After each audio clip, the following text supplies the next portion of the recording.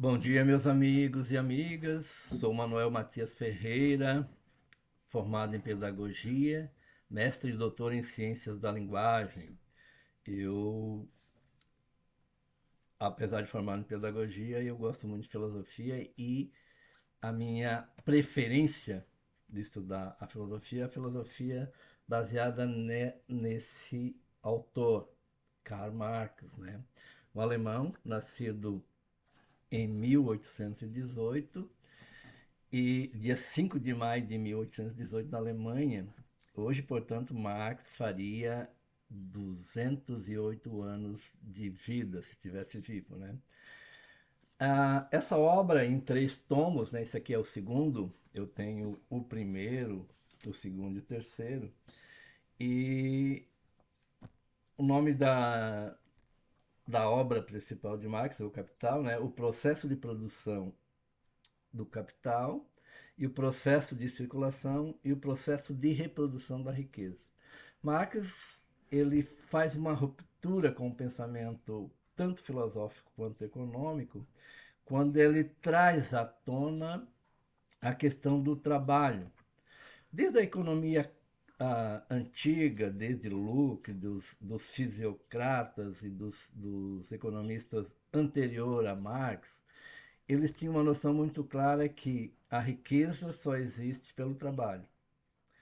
Todo, todo, toda a produção da riqueza ela só pode sair do trabalho.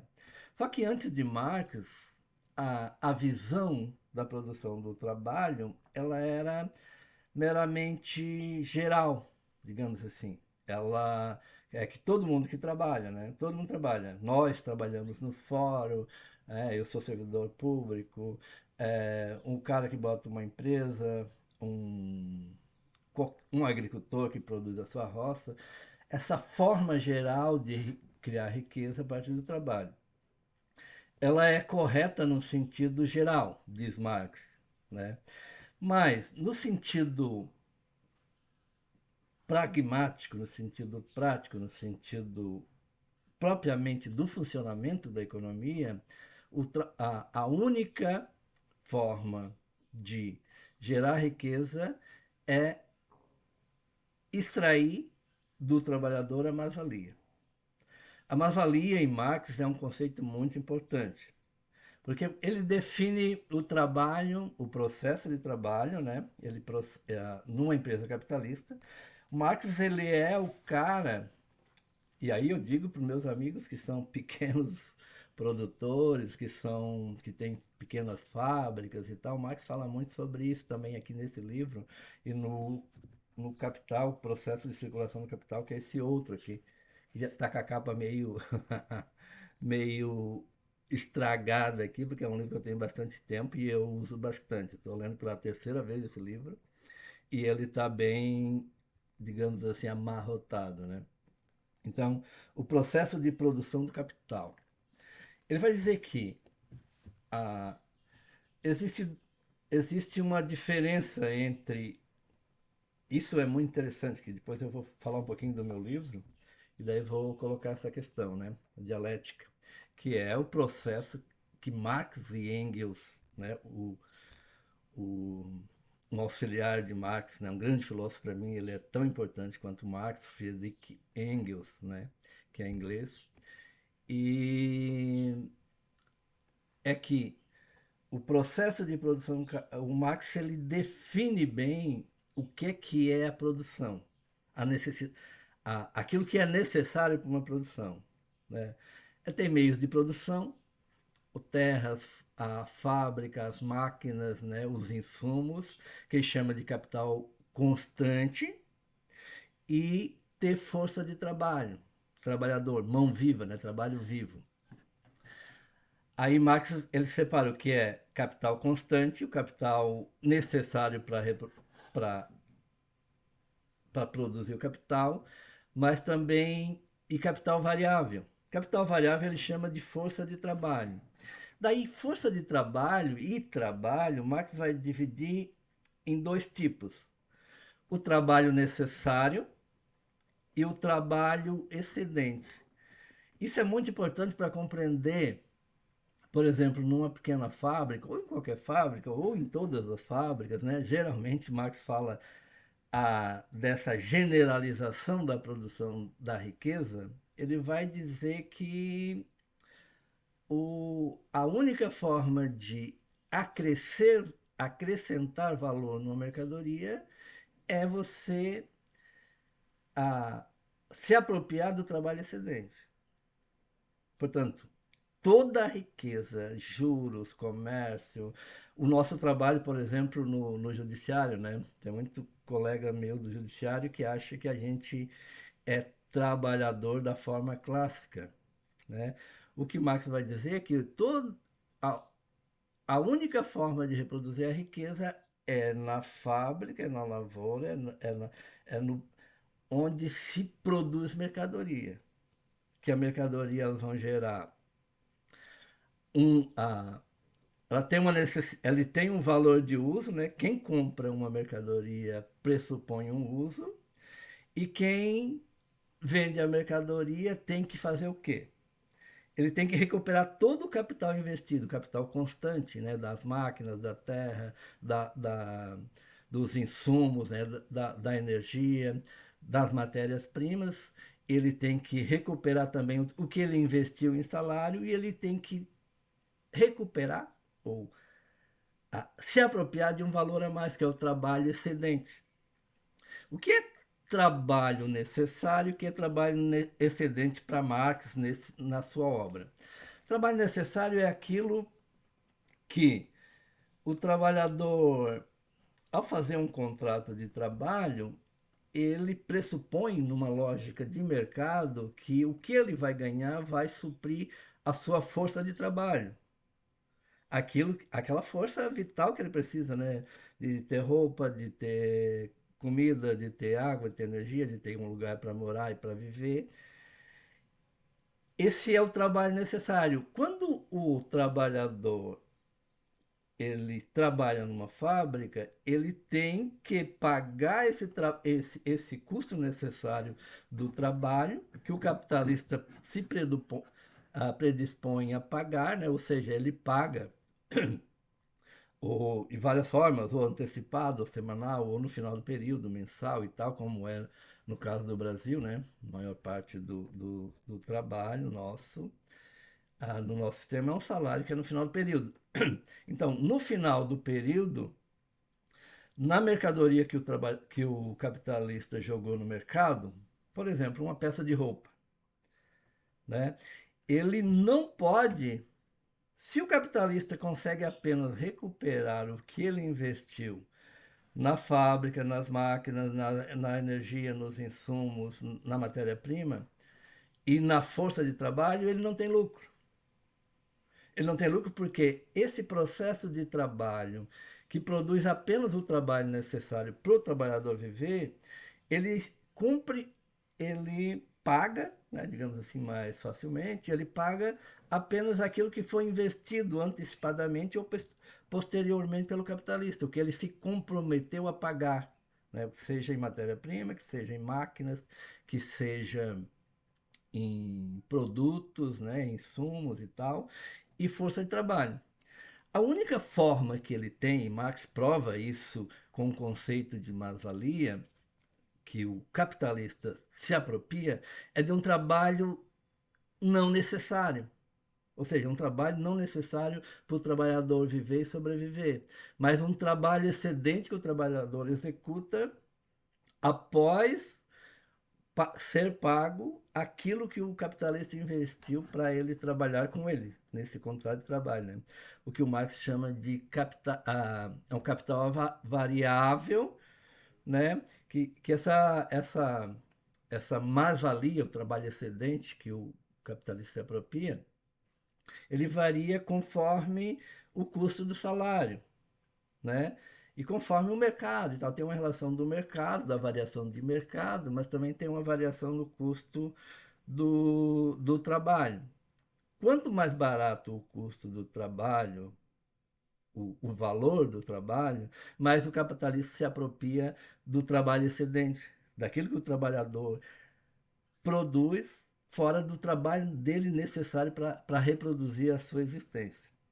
Então, esse é um conceito muito importante em Marx e que eu, eu, eu penso que é fundamental que a classe trabalhadora, que os trabalhadores, tanto do setor público como do setor privado, compreendam, né?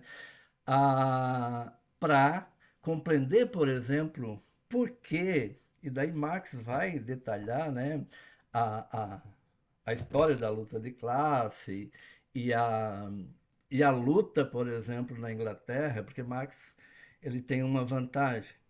Ele é alemão, de origem alemã, ele vai para a Inglaterra, né, fugindo da Bélgica e tal, na questão da repressão lá aos movimentos dos trabalhadores. Ele encontra lá Friedrich Engels, que é um cara que ele é filho de um grande produtor em Manchester, né? E eles são amigos, né? Viram amigos, eles têm, claro que eles estudam Hegel, né? Eles são formados na escola de Hegel, na filosofia dialética de Hegel, e os dois, em conjunto, inclusive usam os próprios conhecimentos que Engels tem da produção capitalista numa fábrica em Manchester para produzir o capital. E a Inglaterra tinha uma vantagem, porque lá na Inglaterra, além da luta de classe, que é a origem do capitalismo propriamente dita, né? O capitalismo de fábrica, o capitalismo fabril, aquele que vai revolucionar a indústria no século XIX, ele, lá tinha-se a prática de anotações, né? Os formados inspetores de fábrica, que eram representantes do governo, anotavam e fiscalizavam como a fábrica funcionava, que explorava, como explorava, se explorava crianças, mulheres e tal, né? Esse relatório, por exemplo, que Engels escreve a história da classe trabalhadora da Inglaterra, ele é muito importante para o Marx, no Capital, ele ter base de como a classe trabalhadora era explorada e a história da luta de classe, né?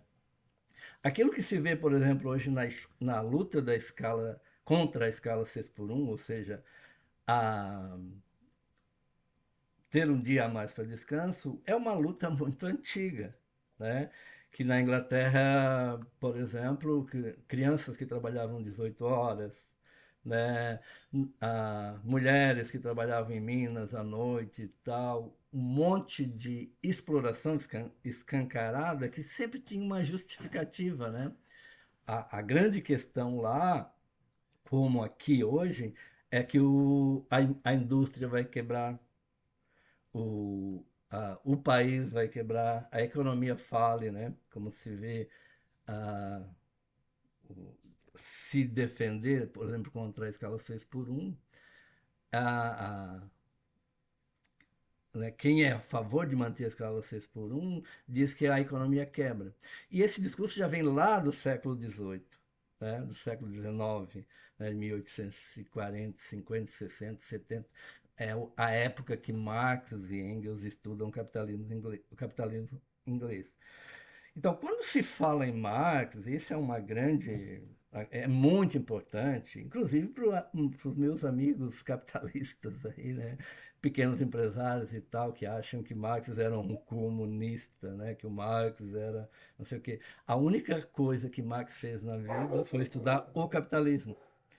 E, por exemplo, quem inclusive, se lê esse livro aqui de Marx, Os Capitalistas, que eu leio esse livro, e provavelmente muitos, os mais espertos, mais, digamos, conscientes de classe, que tem consciência de classe capitalista, ele lê esse livro e ele sabe exatamente como explorar e da onde que vem a sua própria riqueza e sabe exatamente administrar esse capital que é variável, que é a classe trabalhadora, né? Ou a força de trabalho. Então Marx vai fazer uma revolução no pensamento econômico, contrariando a economia antiga, não contrariando necessariamente, mas ampliando o conhecimento e apontando os equívocos da economia, dos economistas burgueses de como a questão da origem do capital. E daí Marx, eu vou usar nesse livro aqui, né, eu faço uma síntese aqui da dialética. A dialética é usada por Marx, né, que eles aprenderam de Hegel. Né? O Hegel vai dizer, conforme os antigos Demócritos e outros dialéticos, de que tudo é movimento, tudo flui. A grande questão é compreender os processos, não os conceitos. Só que Hegel ele vai dizer que é o conceito que determina as coisas. O conceito é que vai estabelecer o que é uma coisa. Mas todo conceito ele surge num processo. Ele surge num processo e ele determina um determinado estágio do processo. E é isso que Marx vai usar na dialética da compreensão do movimento da produção da economia capitalista, esses processos, e vai capturar a partir desses conceitos a transformação dos próprios conceitos. Por exemplo, o que é a capital? Capital, capital constante, capital variável, e o capital subdivide em meios de produção, insumos, energia e tal. E ele vai e ele capital também é do ponto de vista capitalista força de trabalho, e força de trabalho também está no processo de movimento do capital, que o capitalista que Marx demonstra matematicamente essa questão. O processo vivo de trabalho, aí Marx vai afirmar isso com bastante ênfase, né? Ele só não, além de, ele só não reproduz valor, ele só não cria novo valor, como também ele garante e ele recupera o valor anteriormente investido. Por exemplo, se o capitalista compra um terreno, bota uma fábrica, compra as máquinas, insumos e tal, e deixa ali, não contrata a força de trabalho, que é um capital do capitalista, esse capital se perde, todo esse valor investido, ele se perde, ele é inútil. Né? Então, quando o capitalista contrata o capital variável, que é a força de trabalho, para fazer movimentar essa fábrica, e ele, nesse processo de movimentação, por exemplo, Marx mostra, por exemplo, o valor do linho, o valor do tecido e o valor do casaco construído. Né? Se o capitalista ele compra o linho e não faz o tecido, o linho apodrece. Se ele compra o linho e faz o tecido e não faz o casaco, esse tecido também se perde. Então ele tem que.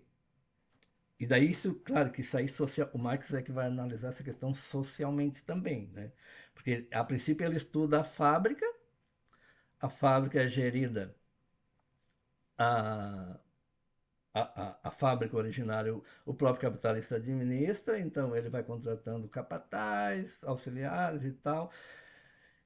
Mas se ele só contrata esse pessoal e não contrata gente para fazer mover a máquina e reproduzir o capital e transformar, né? Porque essa é a grande questão no processo de produção, a transformação, né?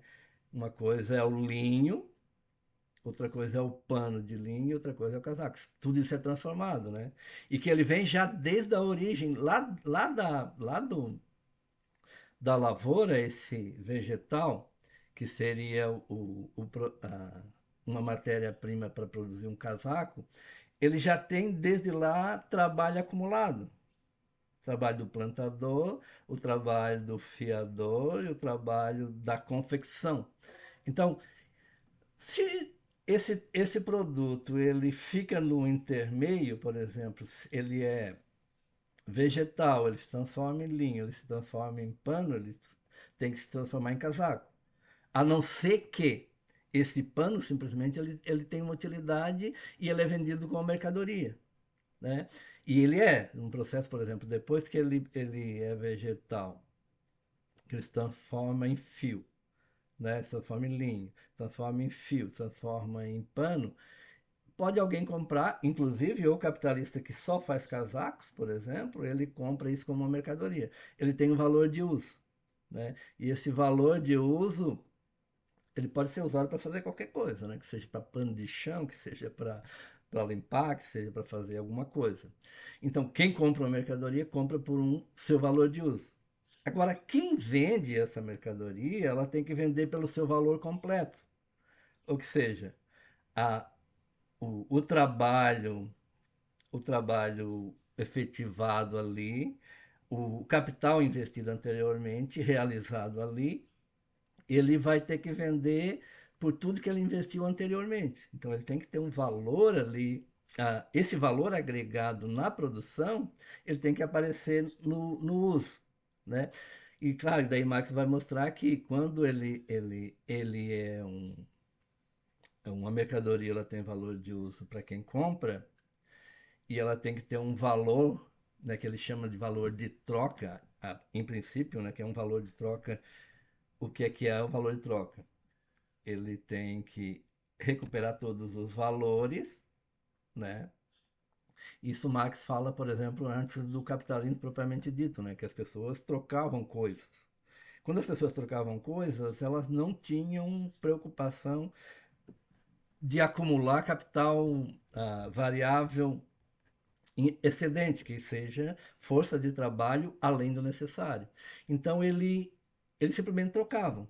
Só que no sistema capitalista isso não compensa, né? Porque se você bota uma fábrica e você é, tem todo um gasto, tem toda uma estrutura, tem todo um capital investido para produzir uma fábrica, e se no final das contas essa fábrica vende o produto por apenas por aquilo que ela investiu, né, não tem um valor a mais, que o Marx chama de mais-valia, esse capital se perde.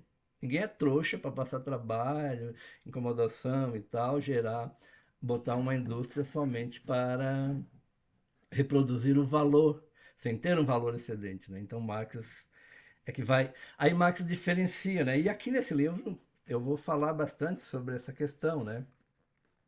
Eu vou aqui um capítulo específico desse livro, né?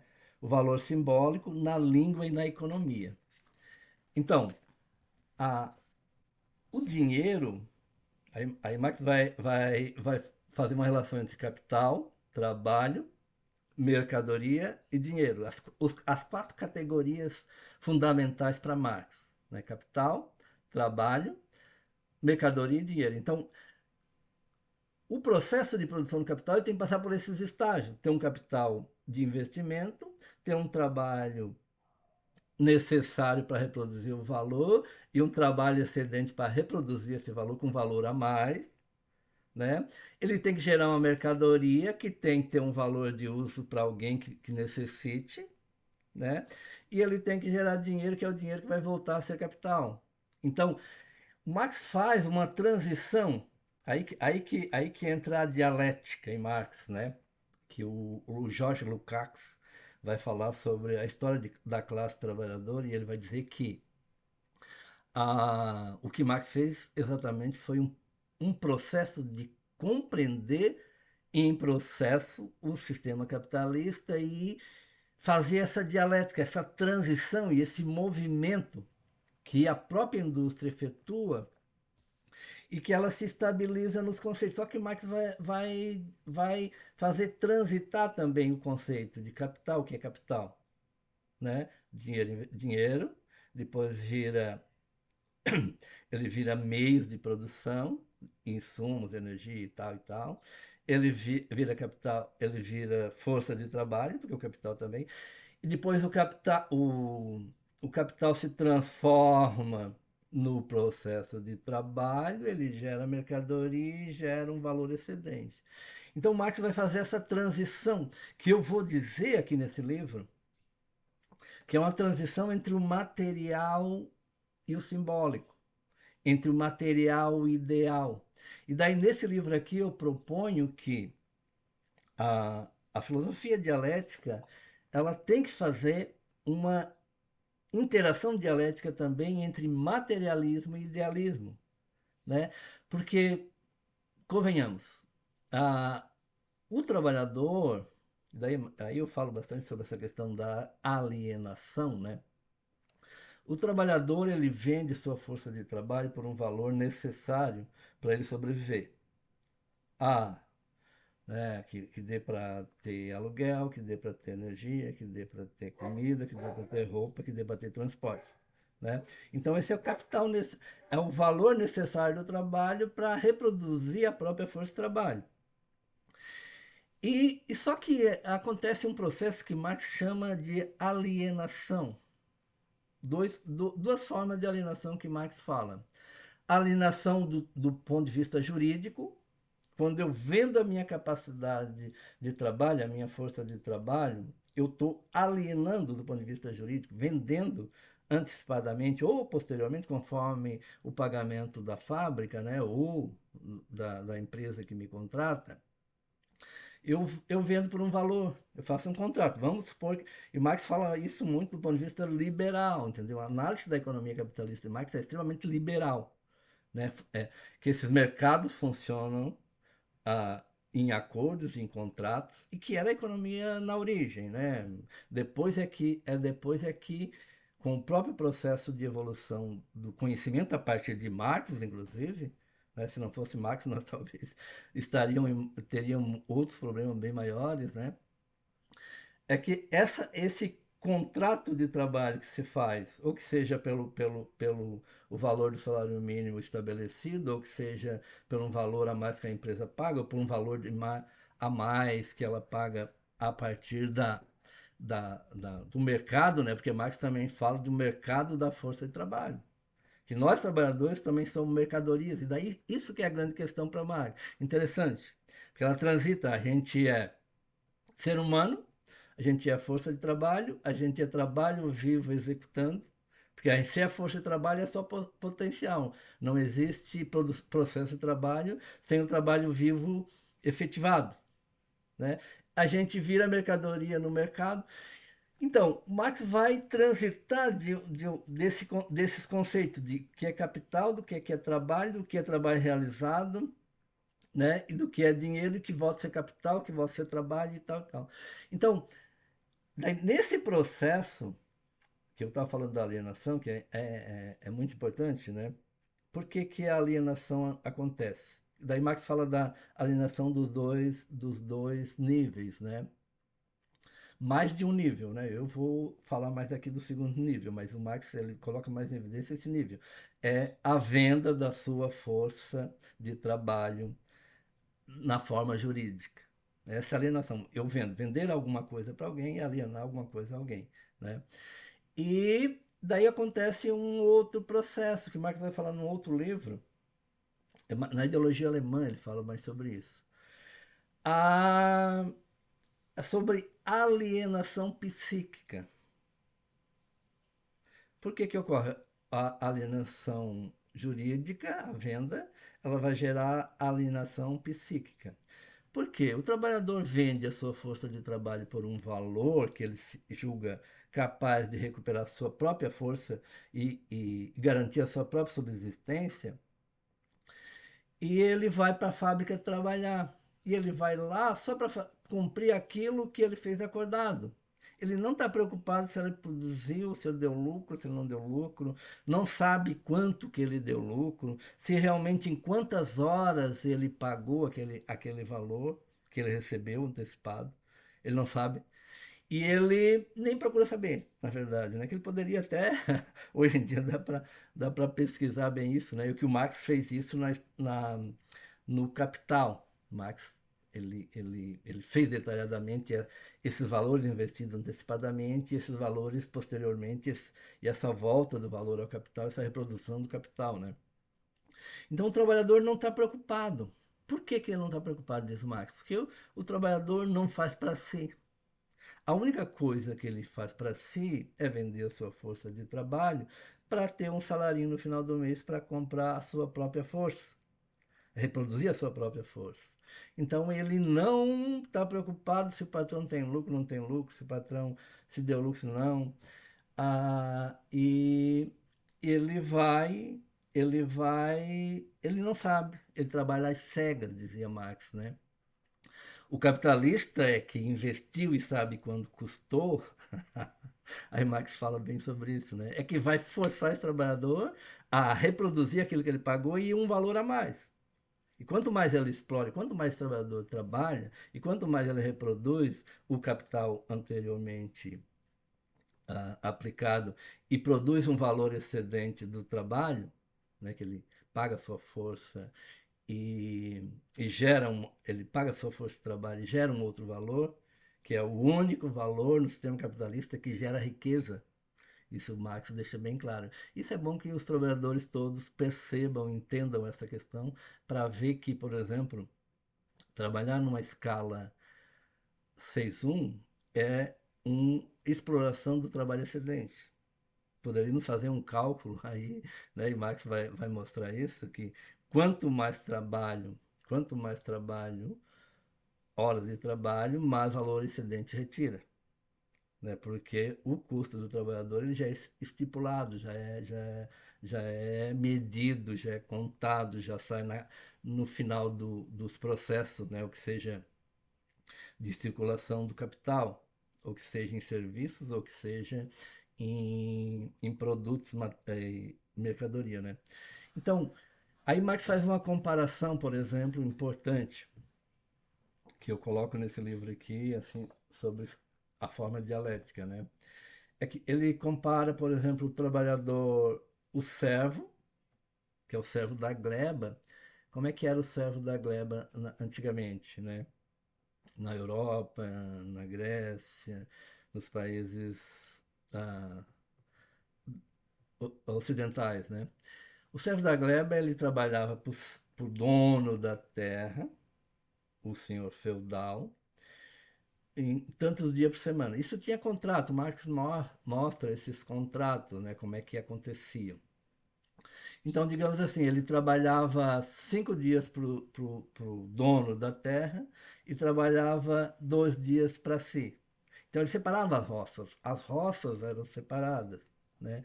Ele sabia, esse servo da gleba, ele sabia quanto ele produzia para o patrão dele ou para o senhor dele, senhor feudal, que é dono das terras e dono dele também, né?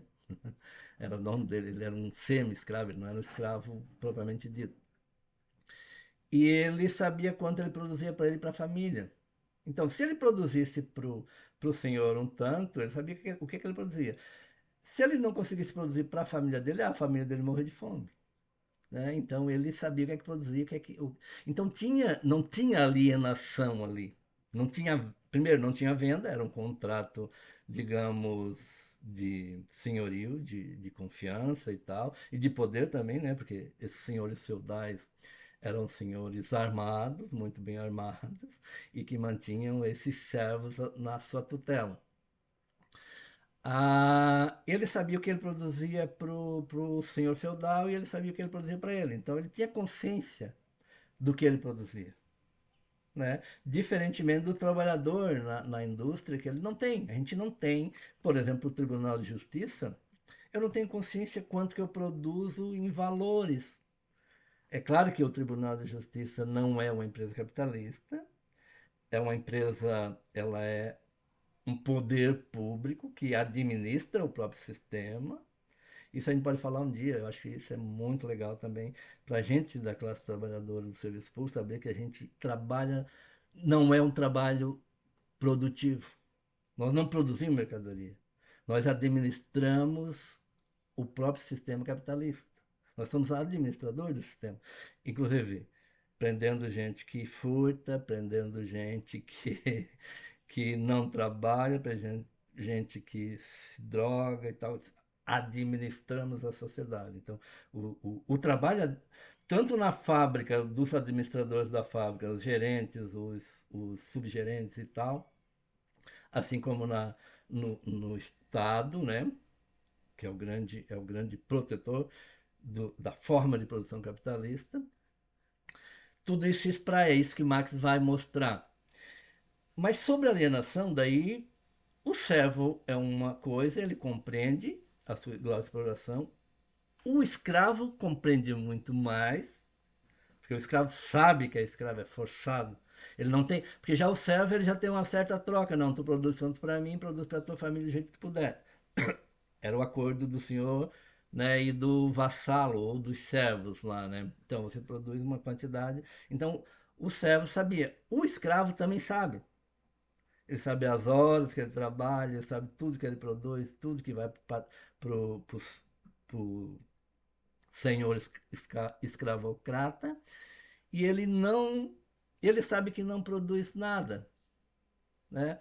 Ele sabe que para ele não produz nada, porque para ele até produz ali a comida e tal, mas isso nem conta, porque ele sempre come os restos, os lugares de acomodação são insalubres e um monte de outras questões e apanham para trabalhar, né? São forçados a trabalhar. Então a tática do escravo ela é fugir. O escravo, a tática política do escravo é fugir da situação de escravidão. A tática política do servo era o quê? Ele tinha consciência, era um tipo um contrato forçado, mas era um contrato, né? Então ele meio que sonegava o trabalho ao, ao senhor feudal e trabalhava mais para ele. Era comum que as roças dele, até porque eles trabalhavam no final de semana e tal, não tinham hora, né? Eles trabalhavam com gosto, que sabia que era para ele, então ele produzia melhor. E os senhores feudais, eles fiscalizavam isso, para ver se ele está produzindo mais lá ou mais aqui. Então existia uma fiscalização para saber se o servo está trabalhando do mesmo jeito para o senhor feudal como para ele, né? Aí o trabalhador no sistema capitalista ele não tem a mínima tática política, digamos assim. A não ser que ele adquira, segundo Marx, um grau de consciência superior, que é a consciência revolucionária, a consciência de classe. Quando ele começa a ter consciência de classe e começa a compreender que a fábrica não funciona sem ele, que o trabalho, se o ele começa a entender como funciona o processo fábrico, ele vai criar consciência de classe. Por isso que Marx fala a importância dos sindicatos e das organizações dos trabalhadores em sindicato, em partidos, em organizações comunitárias, em organizações sociais, que ele chama de meios revolucionários para os trabalhadores adquirir consciência. Ele não adquire consciência sozinha, isso, daí Marx vai falar isso, né? Mas essa é a grande questão e a grande diferença entre os três modos de produção, né? o servil, o escravocrata e o trabalhador na era capitalista, que é a nossa era, né? E essa alienação. E daí essa alienação ela gera uma frustração. Né? Marx vai falar sobre isso, quer dizer, a nossa vontade é não estar no trabalho. Os trabalhadores, a vontade dele é assim, ganhei meu salário, tudo bem, eu vou por consciência moral trabalhar e tal, mas a minha vontade é não estar ali, é sair, é ir para outro lugar, é ir pescar, por exemplo. Pescar que é uma atividade de trabalho na era dos coletores, por exemplo, na era que o ser humano era coletor, ele pescava. Era um trabalho para a subsistência da família e da sua comunidade. E hoje ele passou a ser uma atividade, digamos, a, de descontrair, né? Não é trabalho, é um lazer, olha só. Né? Então, o trabalho em si que gera a riqueza e que gera a própria condição nossa, né, de homem no mundo, desde o primórdio, né, quando o homem começa a transformar, começa a caçar, pescar, usar ferramentas e posteriormente ele vai. Esse é o processo de humanização. Marx fala sobre isso, né? O trabalho que inicia a humanização, ele passa a ser alienação, ele passa a